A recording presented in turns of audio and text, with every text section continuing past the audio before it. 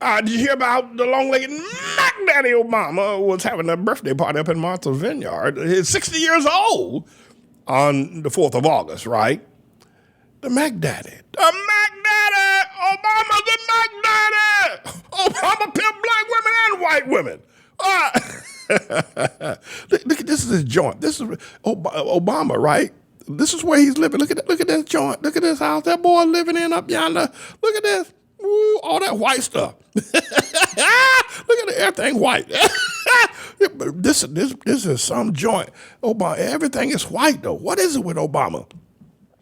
And living in Martha's Vineyard, that's how living on the hog. You know, I mean, Jeff Bezos can't afford to live in that's a white pool table.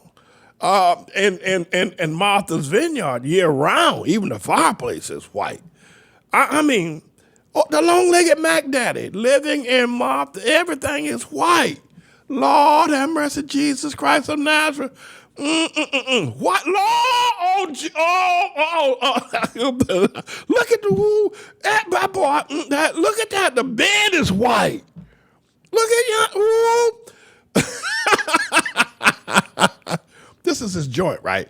So here, Obama was planning on having a 60th birthday bash, going to invite Al Sharpton and a bunch of other people, to come to his birthday party up in Martha's Vineyard. You know about Martha's Vineyard? Yeah.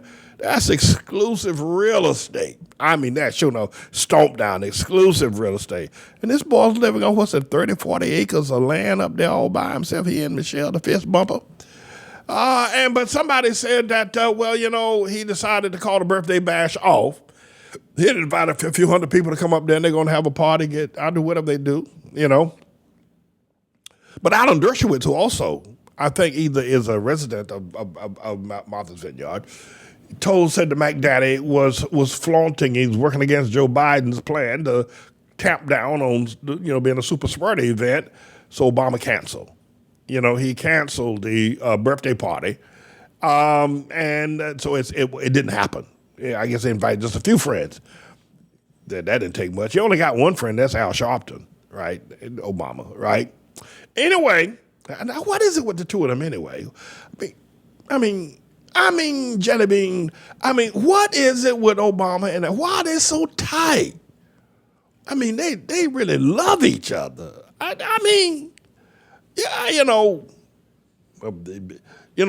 Clinton had Brennan Jordan, right?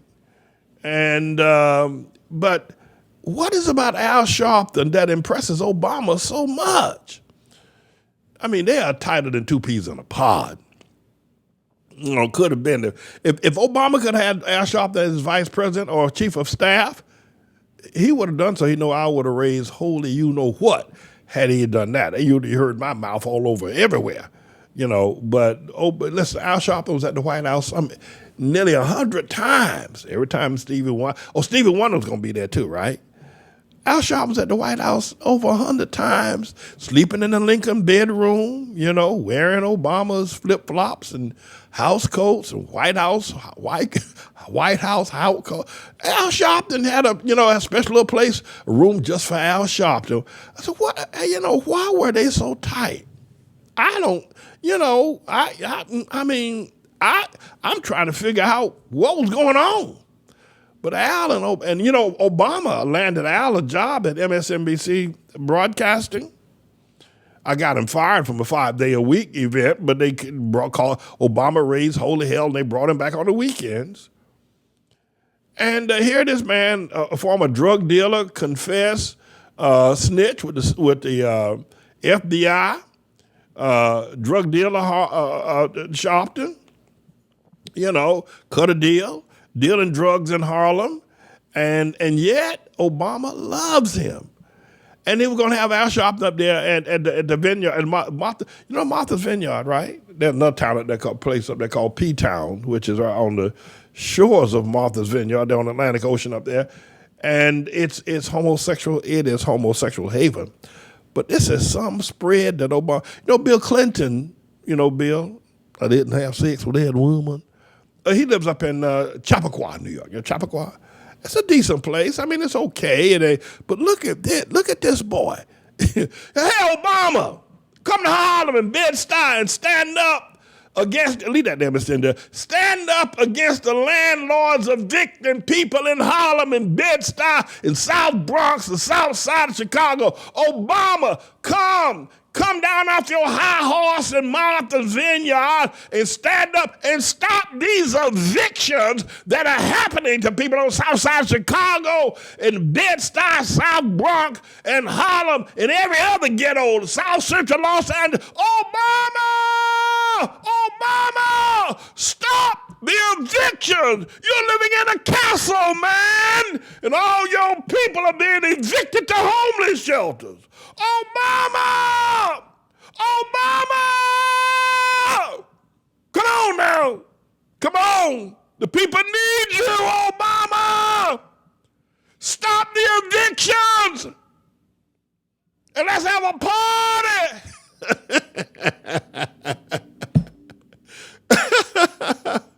Unbelievable. This man is living like this. And, you thought maybe he would have bought himself a house in New York City or Chicago, where he says he's from. This boy moves to Martha's Vineyard and takes up half of the island. I guess somebody got some money. At any rate, everybody, I'm James David Manning. I'm the Lord's servant. I want to ask you to come up close for just 1 second. And I want to talk to 3-year and older veterans of the Trust in the Lord Hour, the Open Rewards Prayer Meeting, the Manna Report, and the Pulpit of Power, those 4 ministries that we do every week, producing at least 20 different ministries or sermons every week.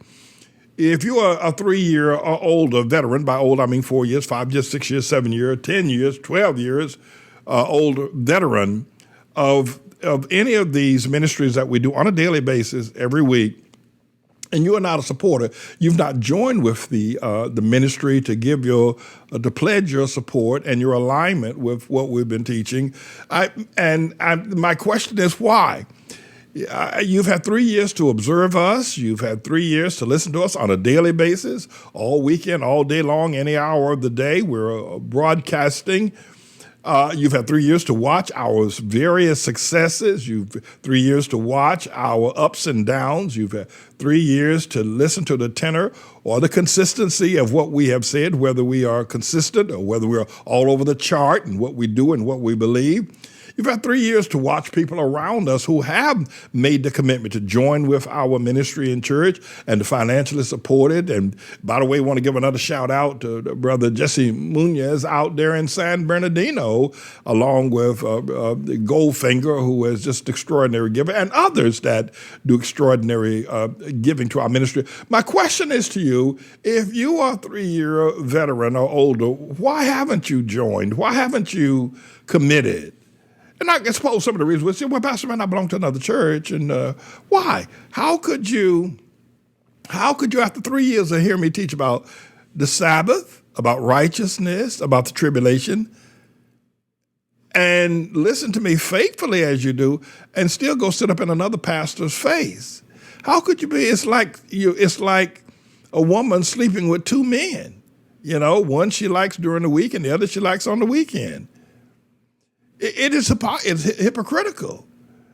How could you do that? I mean, essentially, you started 3 months ago. I can understand. Well, it may take you some time to evaluate. It may take you some time to look at me, to discover, who I am. You say, well, Pastor, that's not that I don't belong to another church or ministry. I'm with you. But there's some things you say I like, and there's some things you say I don't like. Why?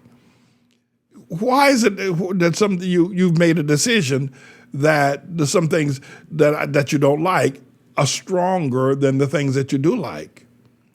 I am not a psychiatrist, but I am an analyst. And I have to tell you, I analyze the world, understanding. The understanding and wisdom tells me this, that if there are things that a person such as myself that I am saying, there is no room to disagree with what I am saying unless your purpose is to find something to disagree with. Let's say, for instance, you say, well, I like the fact that you talk about Obama, but I don't like the fact that you talk about Trump. Let's say, for instance, you're one of those, right? Well, the purpose, it isn't that you just like what I say about Obama, but don't like what I say about Trump. What it is that you are looking for a reason to support Trump. It isn't that you don't like it. It's just that you don't like the fact that I'm saying something about him. It isn't that what I'm saying is wrong. Let me put it that way. It isn't what I'm saying is wrong or indifferent. You know it's right. But you've lived your life, or you've come up, or you've been raised with a doctrine that you can really live in a false reality. That's where you are. You've been raised in a doctrine that you can live in a false reality. That is to say, you can like the truth about Obama, but you don't like the truth about Trump. And it's the same truth. It's the same truth. There's no difference. But because you have been indoctrinated to live in a false reality, you are really a person who needs psychological debriefing. But trust me, there are zillions of people around the world who live that way. There are people who know what I'm saying about Trump or Obama is right. They know it, but they choose to ignore it based on the fact that they find a reality that isn't true, and they've settled in there. Say, that's one of the reasons why I've not made a commitment, because, I don't like the fact, I wish you would support what I support. But the truth of the matter is, then why do you come? You've given 3 years or more of your life to listen to me? 3 years of your life to listen to me? And you're not tired of listening to me yet? And you've given 3 years of your life, and over the past 3 years, your life has been greatly upgraded. You've learned, you've been educated, you've been enlightened. And let me say this to you. If you make the commitment, say, well, Pastor, I'm joining with you, and I'm going to support, I'm going to do the tithe and offering, I'm going to do the first fruit, I'm going to keep the Sabbath, your life is going to soar. Now listen to me very carefully. Now, I'm not going to leave you alone after this. Listen to me very carefully. You come as often as you come over the past 3 years because you're being helped.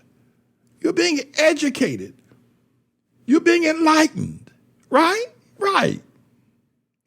But the thing that you like, whether you say, well, I like what you say about Obama, but I don't like what you say about Trump. You do the same thing with the Word of God, such as you like the things I say, the teachings that I say, the way I explain the Bible, the way I break it all down and make it clear. But when it comes to things like money or tithing and offering or the Sabbath, well, that is also true, but because of your false reality, because you really need a psychological debriefing, because of your false reality, you choose not to believe the tithe or the first fruit or the Sabbath. Now, it isn't that it isn't true. It's as true with all the other things I've said.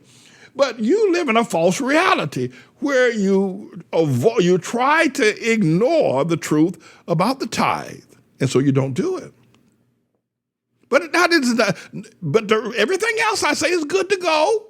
Everything I ever say is good to go, good enough to share with your friends. It makes you laugh. It educates you. It enlightens you. But the tithe, well, and the full commitment to the ministry, well, the first fruit offerings, well, the Sabbath, that's all true as well. But you have chosen, and you've been raised and indoctrinated to have a dual reality, which is dangerous. Jesus said this, and I'll leave you. He said, I would rather you be either hot or cold, but not lukewarm. You're lukewarm. You have a dual reality. He said, if you're lukewarm, I'll spit you out of my mouth. I would rather you be completely stomped down against Pastor Manny, trying to take him down. Be fully against him. Be against him with all of your strength. Or be fully for him with all of your strength. But don't be in the middle, somewhere lukewarm. You're better than to be spit out of the mouth of Jesus if you're lukewarm. So what's it going to be? You're going to make the commitment and grow and be even better blessed, or you're going to continue to walk in the lukewarm spit of the mouth of the Savior. I'm James David Manning, everybody. I'm the Lord's servant.